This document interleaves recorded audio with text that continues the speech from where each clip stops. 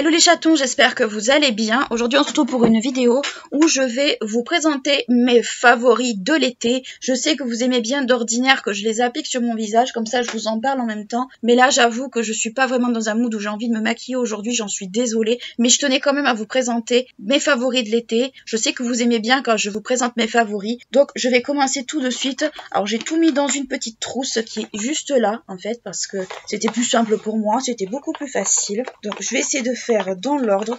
Alors pour commencer, j'ai beaucoup utilisé cet été, surtout en période de mois de juillet, pas trop avec la canicule parce que j'avais pas trop envie de me maquiller, la Sephora Care, la base Sephora Care qui est comme ceci, que vous m'avez vu utiliser des milliards de fois, que je trouve super, je trouve que c'est une super bonne base, elle hydrate bien et surtout elle a un effet frais qui est super agréable, qui est un peu gélifié, que je trouve particulièrement chouette, surtout quand il fait chaud. Je sais pas s'ils sont pas inspirés même de la base, vous savez, qui est un peu engelée de chez NYX, la Bear With Me, mais toujours est-il que si vous voulez une base un peu sympa, elle est pas mal. Le seul petit bémol, c'est qu'elle fait 25 ml et pas 30. Alors bon, je sais pas si c'est pour des économies que Sephora a fait ça ou pas, mais je trouve que pour une base, elle est plutôt chouette. Et je vous la recommande, franchement, si vous cherchez une base à petit prix, assez sympa et surtout fraîche. Surtout si vous comptez partir hors saison, parce que là, on est fin du mois d'août, mais bon, il y a des personnes certainement qui partent hors saison estivale. Vous avez totalement raison. D'abord, c'est beaucoup moins cher et ensuite, on peut se faire beaucoup plus plaisir. Ensuite,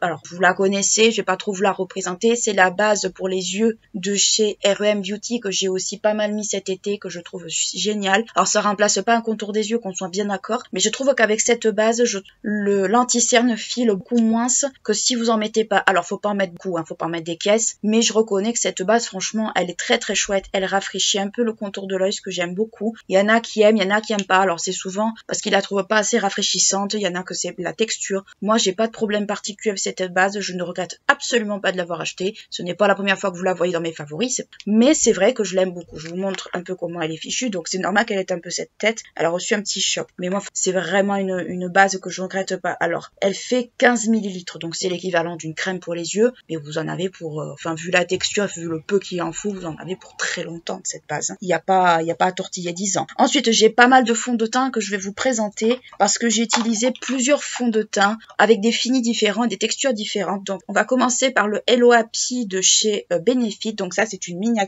Donc ma teinte, c'est la teinte 2 pour ceux qui se réfèrent à ma teinte. Donc c'est un fond de teint qui est hydratant par rapport à l'autre Hello Happy. Vous avez le Hello Happy comme ça en cône et vous avez celui en carré. Alors si Benefit n'a pas changé, c'était ça. Le carré, c'était le mat. Celui-là, c'est l'hydratant. Je l'aime beaucoup. Alors c'est une couvrance médium modulable, je dirais. Je crois même qu'il a un SPF de 15, donc c'est déjà pas mal. Ça vous dispense pas de mettre un SPF, mais je trouve quand même qu'il est plutôt pas mal au niveau de la peau. Il fait une jolie peau. Après, est-ce que c'est un fond de teint que moi j'apprécie particulièrement? Oui, à certaines occasions, ça peut être un fond de teint que je pourrais acheter même en grand, parce que là c'est la miniature, mais la miniature quand même vous dure un petit moment, vous dure à peu près le temps de vos vacances par exemple. Mais c'est vrai que c'est un fond de teint que j'ai racheté pour une vidéo, que j'ai retesté, que j'ai bien aimé, que je trouve assez, je dirais pas trop perceptible, mais pas trop fin non plus. Je trouve que c'est un bon juste milieu. En tout cas, si vous le connaissez, dites-moi ce que vous en pensez. Mais je trouve assez confortable, je le trouve pas pénible pour l'application ou quoi que ce soit, donc j'ai rien à dire de plus dessus. Ensuite, j'ai testé et je l'ai beaucoup apprécié. Pensez avoir le troisième par là. Ah oui, j'ai testé le terracotta, le teint. Vous saviez pour ceux qui me connaissent depuis un petit moment que j'adore les produits Guerlain. Et j'avais testé par le passé pas mal de fonds de teint Guerlain. J'avais testé la parure de lumière qui était un gros pot, qui était un truc interminable. C'était un fond de teint crème. J'avais essayé le fond de teint stick terracotta. J'en ai utilisé pas mal. Je reconnais que j'en ai pas mal testé. Il y a que la parure gold que j'ai jamais testé. Mais le terracotta teint, je voulais l'essayer parce que il m'intriguait beaucoup. Et en même temps, je me disais, vu les revues que j'avais déjà vues, c'est un fond de teint qui risque de me plaire. Donc moi, c'est un format échantillon, mais qui est un bon échantillon. C'est du 5 ml. La teinte 2N, bon, c'est neutre parce que j'ai des sous-tons neutres. Bah, honnêtement, pour un fond de teint qui est un peu mat, je trouve qu'il est magnifique sur la peau. Il est magnifique. La texture texture est un peu poudrée, donc ce qui fait que ça fait pas l'effet plâtreux. Je trouve qu'il a un résultat magnifique sur ma peau. Je connais les produits Guerlain, je connais la qualité, je savais que ça allait être un teint certainement qui allait me plaire, mais je pensais pas qu'il allait me plaire à ce point. Je pensais pas en fait que j'allais avoir un gros coup de cœur justement à ce niveau-là, mais j'avoue que c'est un fond de teint. Alors je l'ai essayé qu'une fois, c'est vrai, mais dès la première utilisation, je me suis dit ça va devenir un fond de teint que je vais avoir plaisir à racheter et à porter très souvent. Alors Terracotta, c'est un peu ensoleillé, c'est un peu allé, vous connaissez qui connaissent un peu, mais c'est vraiment une gamme de fonds de teint que j'aime beaucoup et j'ai très hâte de finir l'échantillon pour acheter le grand parce que honnêtement, c'est un fond de teint, franchement pour moi c'est mon coup de cœur de l'année, je pense que vous allez vous le retrouver dans mes favoris de l'année parce qu'il est vraiment super. Un autre que j'ai utilisé, alors ça c'est l'ancienne formule mais la nouvelle est tout aussi bien, c'est le Forever Skin Glow. Donc moi c'est un échantillon, bon vous voyez Forever mais je sais que c'est le Forever Skin Glow, c'est au fini, je le sais très bien. Donc c'est la teinte 1N, alors moi c'est la vieille formule mais sachez que la nouvelle est tout aussi bien. C'est un fond de teint qui est lumineux, c'est la version lumineuse du Forever de chez Dior avec un SPF de 35. Je sais pas si le Terracotta a un SPF, je crois pas. C'est juste le fini et la tenue que je vois. Bon, c'est pas grave. Là, il a un SPF 35. Ce fond de teint, vous savez que je l'aime beaucoup. Ça fait très longtemps que je l'utilise. Là, j'ai voulu terminer un échantillon parce que voilà, il n'est pas terminé, mais voilà. C'est un produit que j'aime beaucoup. La nouvelle fait tout aussi bien. C'est juste les ingrédients qui ont changé en fait dans la nouvelle formule. Ça c'est l'ancienne, mais honnêtement, franchement c'est un fond de teint que j'ai toujours plaisir à mettre, que je trouve très joli sur ma peau. Alors c'est un fini glowy, hein. Si vous aimez pas le glowy, c'est sûr qu'il va pas vous plaire du tout. Mais moi j'aime pas le fini trop mat. Il y a des fonds de teint mat pour les peaux mixtes à grasses qui sont normalement recommandés. Franchement je vous dis non, enfin non, très clairement. Les très hautes couvrances sur certains fonds de teint ça me gêne pas, mais sur d'autres franchement je trouve que ça fait vraiment épais, j'aime pas ça. Et les formules glow sont plus ce qui me correspond le mieux. Celui-là franchement pour un fond de teint de luxe, franchement c'est un fond de teint que j'ai plaisir toujours à mettre et que je vous recommande. Je l'ai porté pendant pas mal de temps au mois de juillet.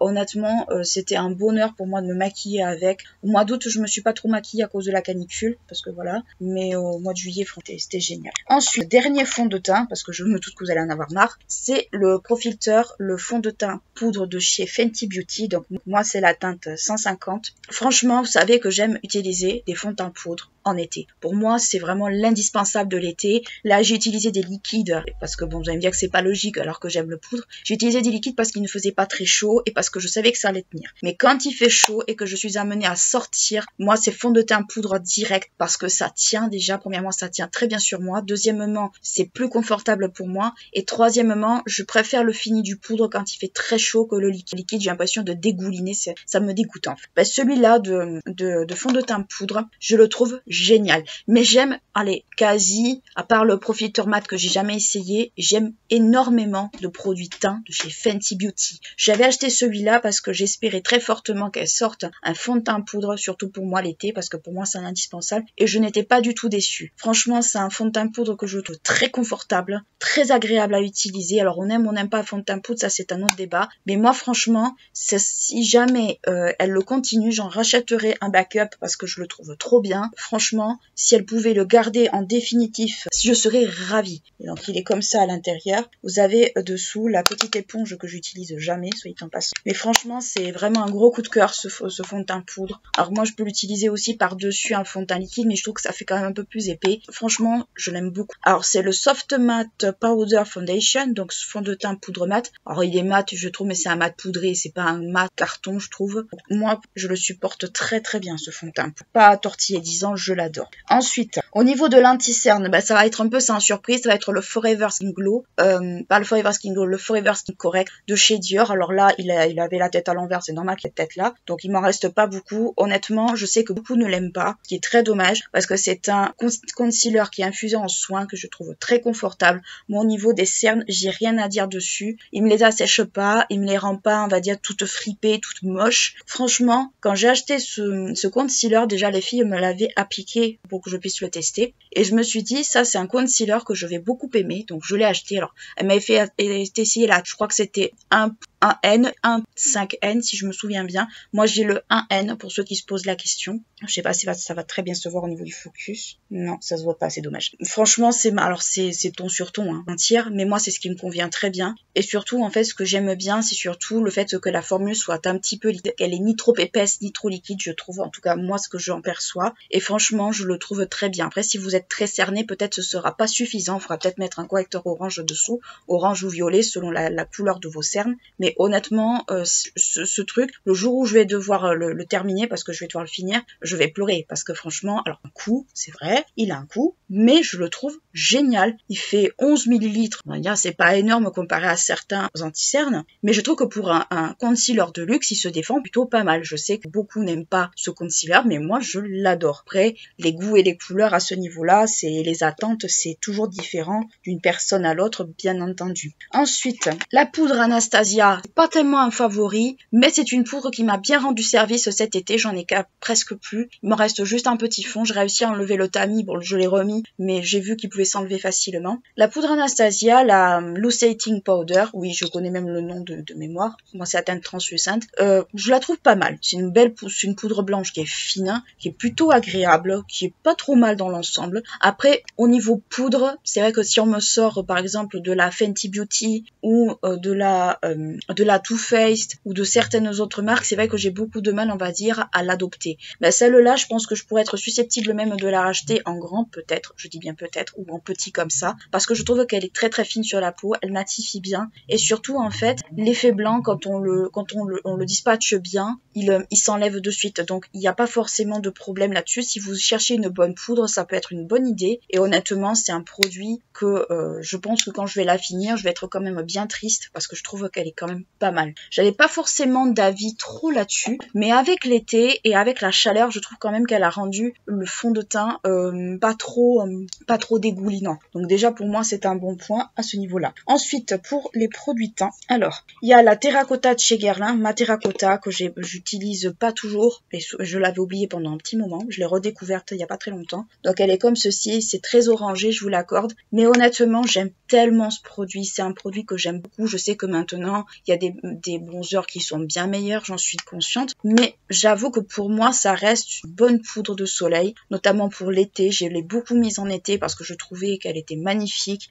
J'avais plaisir en fait à réutiliser ce produit-là. Et honnêtement, ça fait du bien de prendre du plaisir à réutiliser des produits, parfois qu'on a oublié, parfois qu'on n'a pas eu le temps, on va dire, de bien utiliser ou autre. Franchement, j'ai bien aimé ce produit et je pense que je vais la garder sur mon bureau un petit moment. Ensuite, le Flush Out Blush de chez Sephora, que je vous ai rabattu les oreilles pendant un moment avec. Franchement, la texture de ce produit, c'est une texture, ce qu'ils appellent crème fouettée, c'est une texture un peu mousseuse. Franchement, c'est un bonheur ce produit, c'est un vrai bonheur. C'est vraiment, c'est dommage qu'ils les aient pas laissés ultra longtemps ou qu'ils les aient enlevés parce qu'honnêtement, c'est un produit que je trouve génial. Là, j'ai vu que alors c'était pas dans la gamme Sephora Care, donc comme quoi, j'avais pas forcément les bonnes infos. Mais il y a les fonds de teint mousse qui sont sortis sur le site de Sephora, ça y est, ils y sont. Donc je vous mettrai de toute façon le lien en barre d'infos en équivalent de celui-là. Peut-être que ça sera un équivalent. J'ai hâte de les acheter et de les tester parce que j'ai vu qu'il y avait une teinte qui était rouge. J'ai vu qu'il y avait une teinte orangée. Donc déjà, c'est deux teintes que je mets le plus souvent. Ça m'arrive de mettre du rose, mais c'est assez rare parce que je trouve que ça fait rapidement poupée Barbie sur moi et je suis pas super fan de ce rendu. Mais franchement, ce produit, c'est vrai, il ne se fait plus. Mais franchement, c'est un produit que j'aime beaucoup, beaucoup. C'est vraiment un produit que j'adore, que je pense que même que je vais continuer à utiliser en automne parce que c'est vraiment les couleurs que j'aime. Et en plus, avec ma couleur de cheveux, bon là, ma couleur a dégorgé et je parais plus foncé. Mais